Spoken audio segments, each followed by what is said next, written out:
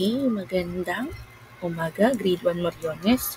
Ngayon naman ay nasa Araling Panlipunan tayo. Ito ay ang konsepto ng distansya.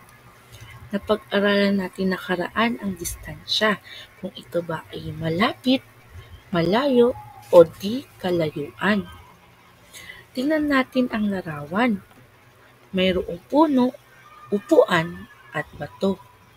Ang tinatanong dito ay ano ang distansya ng puno sa upuan? A. Ito ba ay malayo? B. Malapit? O C. Di kalayuan? Ano sa tingin mo ang distansya ng puno sa upuan? A, B, o C?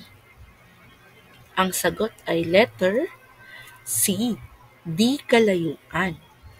Kapag sinabi nating malayo, ito ay puno at bato. Malayo ang distansya niya. Pag sinabi naman nating malapit, dapat ay magkadikit sila. Kagaya na lamang ng puno at ng damo, o di kaya ng bato at ng damo. Kaya't ang sagot ay di kalayuan. Hindi malapit ang puno at upuan at hindi rin ito malayo sa isa't isa. Sunod na halimbawa ay ang daspan at walis. Ano ang distansya niya? A. Malayo. B. Malapit. C. Di kalayuan. Ang sagot ay letter B. Malapit. Dahil kung papansin ninyo, ang daspan at ang walis ay magkadikit.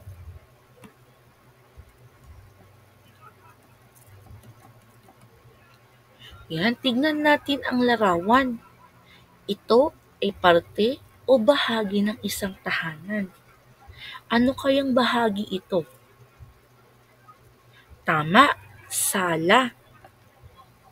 Ang tanong dito, anong bagay ang makikita mong malapit sa lamisita? Tingnan, ang bilog ay ang lamisita. Nakabilog ang bagay na lamisita. Ano kaya ang malapit dito? Tama, ang upuan. Malapit ang upuan sa lamisita. Anong bagay naman kaya ang malapit sa bintana?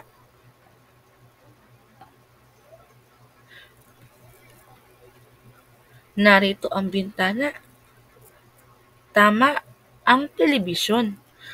Pinakamalapit sa bintana ang telebisyon. Tinatanong naman dito kung ano naman ang distansya ng telebisyon at halaman. Ito ba ay malayo, malapit, o di kalayuan? Tama, ang telebisyon at halaman ay may distansya na malayo.